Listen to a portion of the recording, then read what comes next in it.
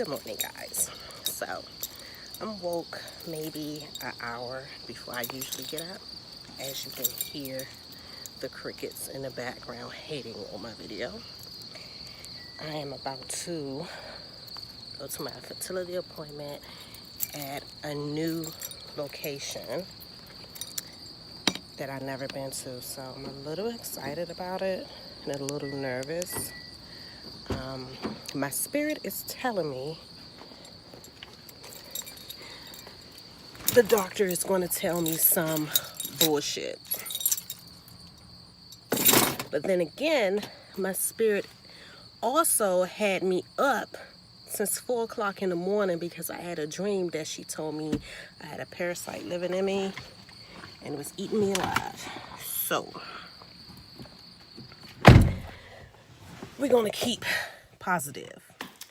Hey guys, so I just got off of work. So I want to try to give a quick update on my fertility follow-up visit. It wasn't a super great appointment, and it wasn't a bad appointment either. With everything that has gone on last year with IVF and with my surgery this year, my wife and I honestly was expecting to walk in there and she was going to tell us, listen girl, it's not happening. It's a wrap. You're never getting pregnant. And in fact, it was the complete opposite.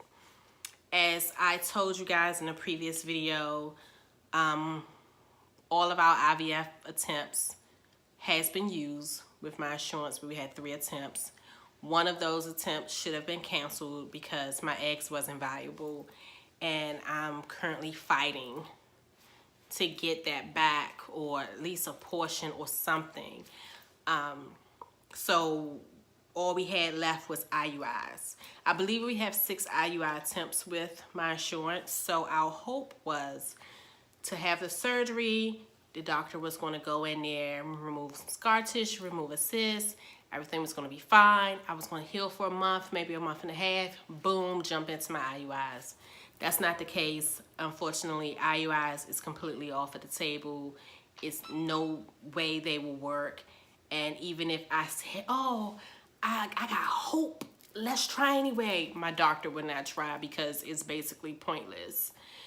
In 2014, when I had my left tube removed because it was damaged, from then till now, the scar tissue has grown and now has taken over my right tube. In 2014, they did not do anything to my right tube because all my scar tissue was on the left side and my right tube was still perfectly fine. It was open, it was no issues, it was a-okay. From then until now, the scar tissue has grown rapidly, and it has grown to the point that my ovary and my tube on my right side is completely infused to each other. They're stuck to each other. This is how the average woman uterus looks. And you have your tube and you have your ovary, and this is how it looks. The scar tissue has stuck my ovary to my tube, and my tube is, all of this is one. You see how it's an opening in the middle, like you can see the color background? All of that is one. Here's a picture from my surgery. This is my ovary and my tube. Those 4.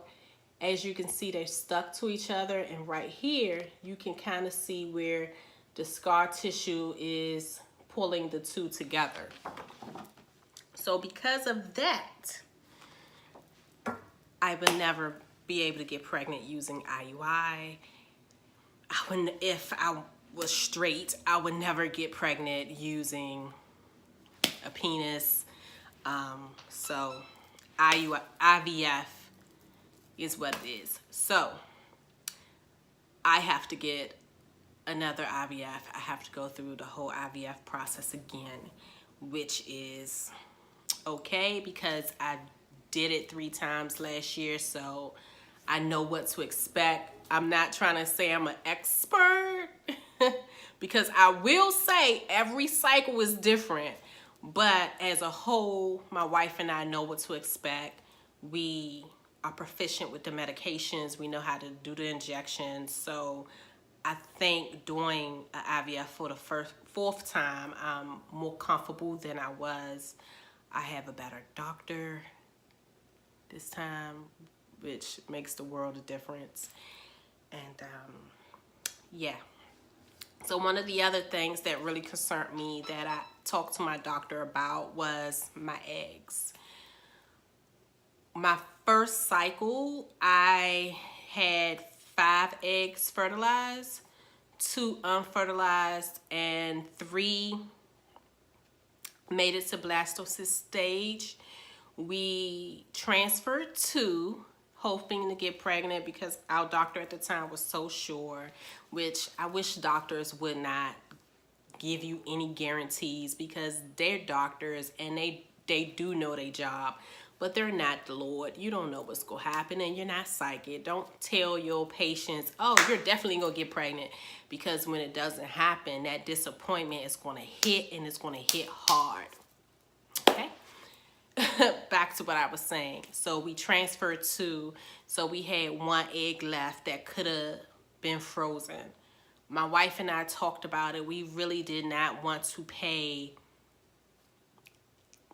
$1,800 to freeze 1 egg, you know. So we was like, oh, the doctor said, you know, we're gonna get pregnant, and it didn't happen. The second cycle, per my doctor at the time words, all of them died. They was able to retrieve 10 eggs. Out of 10 eggs, none of them was good eggs. Okay? And the one that they transferred, that wasn't even a good egg. That one wasn't viable. So, yeah. The third cycle, we got 10 eggs again. 6 fertilized. 3 of those 6 unfertilized. The 3 that was left needed an extra day, which she said is normal. Now they are, you know, taking a 6 day to grow and progress. It's kind of normal now, so she told me not to worry about that. But at the end of that day, I had 2 eggs that was perfect grades and 1 that was an average grade, but they did believe it could have been frozen. We transferred the 2 grade eggs. We learned from our first cycle. We went ahead and okayed to freeze the 1 lone egg, but unfortunately that egg stopped growing, and